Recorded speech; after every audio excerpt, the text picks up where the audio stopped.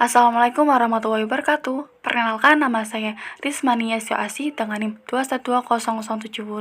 Saya tinggal di Batang, Jawa Tengah.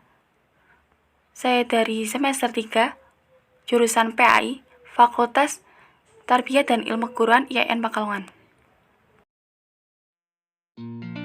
Tema pada video pembelajaran kali ini adalah pengertian pendidikan dan ilmu pendidikan, faktor dan jenis-jenis pendidikan. Poin-poin materi yang kita bahas pada video kali ini, yang pertama, pengertian pendidikan dan ilmu pendidikan. Yang kedua, pentingnya ilmu pendidikan. Yang ketiga, faktor-faktor pendidikan. Dan yang keempat, jenis-jenis pendidikan.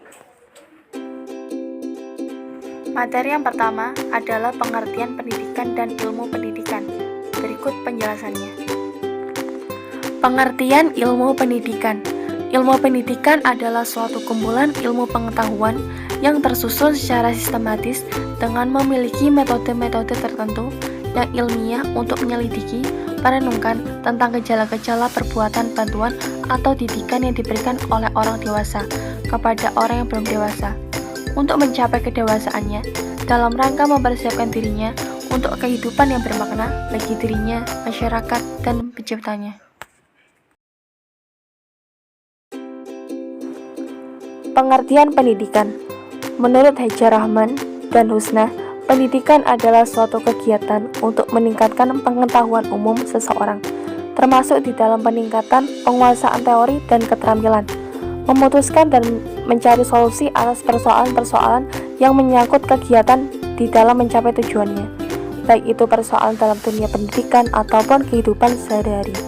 Sedangkan menurut Nato Atmojo, pendidikan formal dalam suatu organisasi merupakan suatu proses pengembangan kemampuan ke arah yang diinginkan oleh organisasi yang bersangkutan.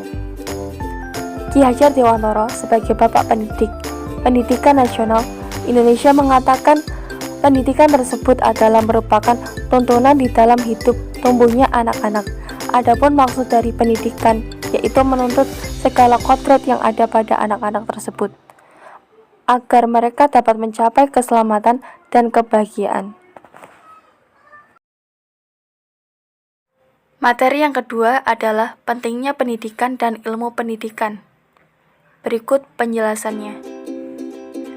Pentingnya pendidikan dan ilmu pendidikan. Pentingnya pendidikan, sebagaimana yang diungkapkan oleh Dr. Joseph tentang pentingnya pendidikan. Pendidikan merupakan segala bidang penghidupan dalam memilih dan membina hidup yang baik, yang sesuai dengan martabat manusia.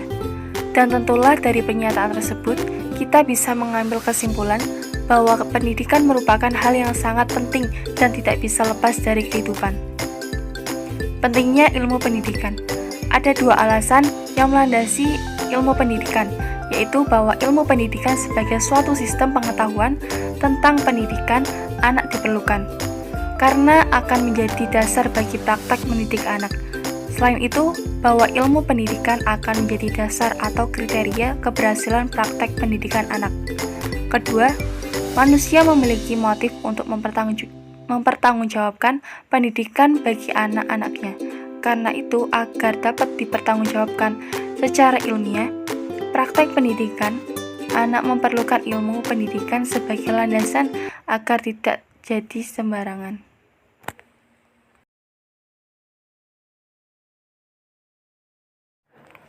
Materi yang ketiga adalah faktor-faktor pendidikan. Berikut penjelasannya. Faktor-faktor pendidikan. Yang pertama, faktor tujuan.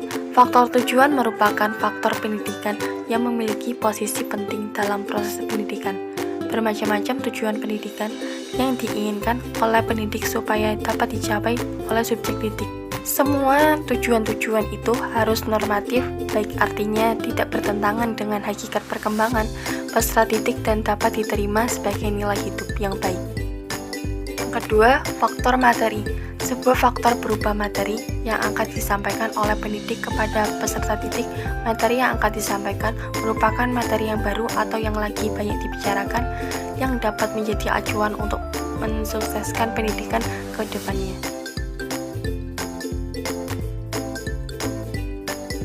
Yang ketiga, faktor pendidik. Pendidik ialah orang yang mempunyai tanggung jawab dalam melaksanakan pendidikan. Orang tua biasanya disebut pendidik menurut kodrat, sedangkan guru dan tenaga lainnya yang sejenis disebut pendidik menurut jabatan. Orang tua sebagai pendidik menurut kodrat adalah pendidik utama. Hubungan orang tua dengan anaknya dalam hubungan edukatif mengandung dua unsur dasar, yaitu yang pertama, unsur kasih sayang orang tua terhadap anak, yang kedua, unsur kesadaran akan tanggung jawab dari pendidik untuk menuntun perkembangan anak. Sedangkan guru sebagai pendidik menurut jabatan menerima tanggung jawab mendidik dari tiga pihak, yaitu orang tua, masyarakat, dan negara.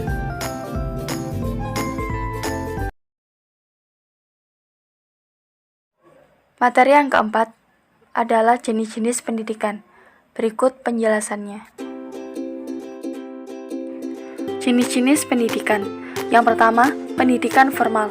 Pendidikan formal yaitu pendidikan yang terstruktur dan berjenjang yang terdiri atas pendidikan anak usia dini, pendidikan dasar, pendidikan menengah, dan pendidikan tinggi. Pendidikan formal terdiri dari pendidikan formal berstatus negeri dan pendidikan formal berstatus swasta. Pendidikan formal ini terstruktur, jelas yang mengelolanya, memiliki sistem yang jelas dan diakui, sehingga setiap menyelesaikan satuan pendidikan, anak didiknya bisa melanjutkan ke jenjang yang lebih tinggi. Fungsi pendidikan formal. Yang pertama, melatih kemampuan akademis. Kemampuan akademis meliputi kemampuan analisis, menghafal logika, memecahkan masalah, dan lain sebagainya. Seseorang yang memiliki kemampuan akademis yang baik pada umumnya lebih mampu memecahkan masalah dan memiliki kehidupan yang lebih baik. Yang kedua, melatih fisik, mental, dan disiplin. Jalur pendidikan ini mengharuskan peserta didik untuk tiba di sekolah pada jam tertentu dan pulang pada jam tertentu. Hal ini secara tidak langsung dapat melatih kedisiplinan peserta didik. Yang ketiga, melatih tanggung jawab. Di sekolah, para peserta didik juga diajarkan tentang tanggung jawab, misalnya tanggung jawab mengerjakan tugas, menjaga kebersihan, dan lain sebagainya.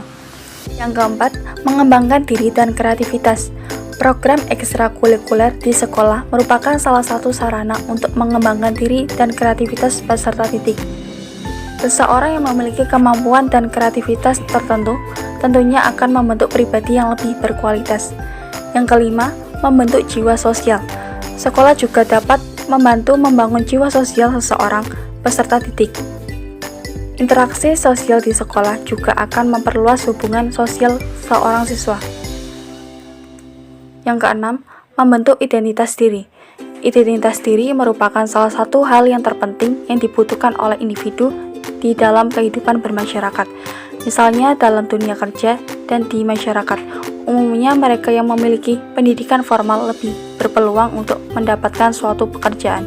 Contoh pendidikan formal, di antaranya TK, RA, SD, MI, SMP, MTS, SMA, MA, SMK, MAK, dan perguruan tinggi. Kedua adalah pendidikan non-formal. Pendidikan non-formal merupakan mekanisme yang memberikan peluang bagi setiap orang untuk memperkaya ilmu pengetahuan dan teknologi melalui pembelajaran seumur hidup. Pendidikan non-formal adalah setiap kesempatan di mana terdapat komunikasi yang teratur dan terarah di luar sekolah. Dalam pergaulannya, di masyarakat, individu harus mempunyai etika dan sopan santun. Pendidikan non-formal hadir sebagai pelengkap pendidikan formal, yakni untuk memenuhi aspek tertentu yang tidak diberikan pada pendidikan formal. Contoh pendidikan non-formal, diantaranya TPQ dan les bahasa Inggris. Yang ketiga, pendidikan informal. Menurut Livingstone, pendidikan informal adalah setiap aktivitas yang melibatkan pemahaman, pengetahuan, atau kecakapan yang terjadi di luar kurikulum lembaga yang disediakan oleh program pendidikan. Kursus atau lokaria, pembelajaran informal bisa terjadi di setiap konteks di luar kurikulum lembaga.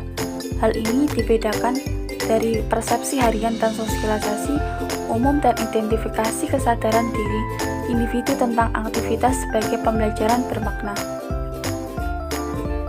Pendidikan informal bisa juga disebut pendidikan keluarga, di mana pendidikan dimulai dari keluarga. Contoh pendidikan informal. Yang pertama, pendidikan iman. pendidikan moral, pendidikan fisik, pendidikan intelektual, pendidikan psikis, pendidikan sosial, dan pendidikan seksual.